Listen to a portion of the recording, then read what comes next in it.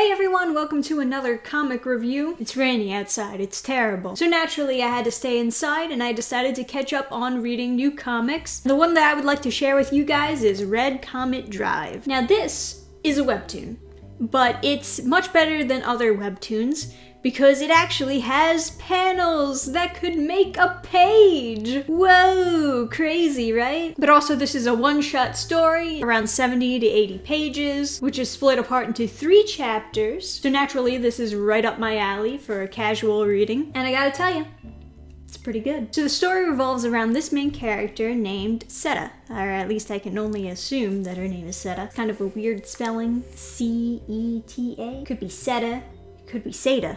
It could be Beta, it could be Beta. She's a fan of a fictional superhero that exists only in a manga, and she dreams of one day being a hero just like that character herself. The problem is, she ain't got no legs. Now, she wasn't born that way. Webcomic actually states that she did used to have legs, but I can only assume that there was an accident that involved her losing her legs. Although they don't really go over what that accident could have been, or if it's vital to her character in any way. Now that fictional character from that manga is to some extent not entirely fantasy. They do live in this world where there are these mech-like monsters called ghosts, and the force of people behind destroying these ghosts are called psychics, which also use their own brand of weapons and mechs. And although Seta tries very, very hard to be like one of them, be a hero, save the day, and beat the villain, she only ends up messing things up for everyone else. And it makes her very unsure if she really can be a hero. So one day she's going to Comic-Con and she wants to get her favorite manga signed by the actual author. And she wants to ask him if she can be a hero. If he personally believes in her that she can do it. Now I'm sure that you're already thinking this, but this definitely has very My Hero Academia vibes behind it.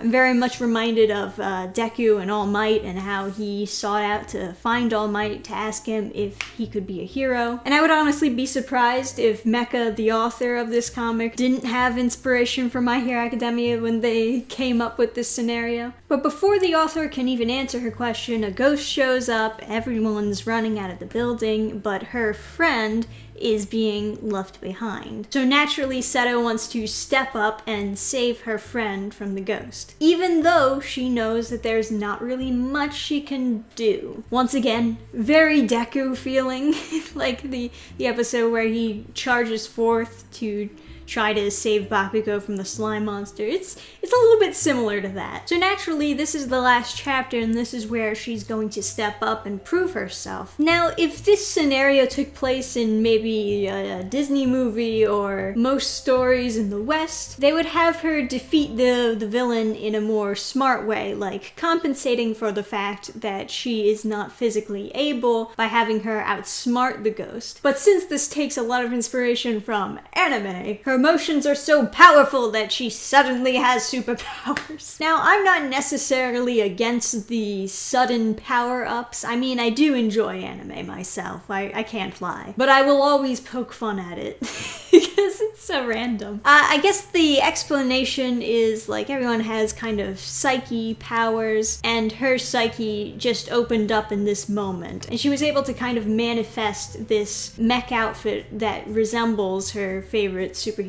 from the manga. Because she believes in herself, she's able to actually be the superhero from the manga. And of course, she then beats the ghost and she realizes that she can be a hero. She has the potential. It's short, it's sweet, it's simple, and you know, it's full of heart. The art, as you can see, is very good. It's kind of this sketchy style. You can tell that there's a lot of petting of the lines. Kind of reminds me of really rough animation before they clean everything up. You can tell that they are very good at drawing mechs, and these mechs look super cool. And these bright red and blue colors just look so fantastic. I mean, really, the coloring in this webcomic, it is just absolutely beautiful. The main character herself has a lovable design, although she does kind of remind me just a little bit of the main character from Kill la Kill.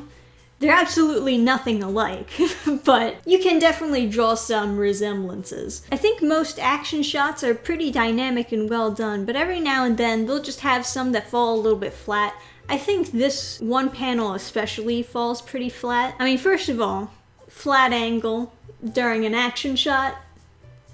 I mean, the wall very much looks like it's impacted, but you're not seeing that body language in the character. It kind of just looks like they're rolled up in a ball. But when you like hit something right on your back, you're gonna open up, especially if it's hitting with this much impact. I also don't think if someone was being pushed to a wall, they would go completely like back first. Like the back is perfectly hitting the wall at that angle. Maybe it should be like tilted a little bit. One leg forward, one leg, you know, make it a little bit more jagged. Flop her body around a little bit more. And like I said, you know, the flat angle, it just doesn't really look that great. A very simple solution would just be to like zoom in a bit more, tilt it, you know, play around with different versions of the same shot. I would have redrew this and had it at a slightly different angle. Make the place where she hits the focal point. Get a lot of perspective shots, you know, even if you have to add in some buildings. Or maybe you could even have some debris flying towards us and use that perspective. I think one of the biggest problems with this comic that can be improved on in future comics they come out with, I think the pacing of these panels can be done better. There needs to be more focus towards specific things happening in the story that'll really give it a better impact and make the reading a little bit easier. A few examples I could give. You know, we have this scene where she wants to go find her friend because she's worried about the big mech monster destroying everything, but we don't really see any panels of where her friend is, so we're not really given the sense that she's actually in danger until later. I mean, the last time we saw her, she said that she was getting drinks, but she could have had the drinks already. Maybe she was on her way back, and maybe she saw the monsters like, I'm gonna get the fuck out of here. I think it would be helpful if we had another panel of her, like maybe with the drinks in her hand looking up the big monster and maybe being frozen and unable to move, and that's why Seta has to go after her. We do see her a few panels later, and we see immediately she's just running from the mech, but you know, also comes the question like, is the ghost after her specifically? Are there no other people around? You know, there's just better ways that you can tell the same story, but give the reader a better understanding of it just by thinking thoroughly through what you're drawing and what you're showing us. And then we hear the shots bang bang, but we don't actually see the gun that's being fired make contact with the mech, so it begs to question, did she even hit the ghost? Or is she just giving off warning shots?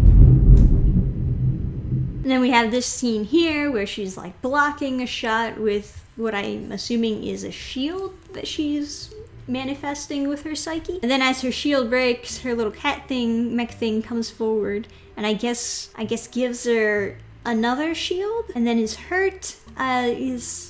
You know, is a little bit confusing. I think what they were going for is Maru using the last of their energy to block and absorb this hit and protect her. But it just kind of looks like they fly right by, drop a shield, and leave. You know, it just looks like they put the shield in front of her and just left very, very quickly. I feel like this can be shown a lot better. Obviously, the typical way is showing the cat behind the shield, holding it up, and like maybe getting shocked or burned or whatever, but successfully protecting Seta. And then after that, maybe the cat falls down, and then she goes Maru-chan, and then sees them all burnt up. Alright, one more example, and then I'll stop talking about this. Another scene that could have been visually done better so that people could actually understand what was going on. She's falling, she's purple for some reason, and then she's on the ground and we see a bunch of purple flames. Now, I'll have to assume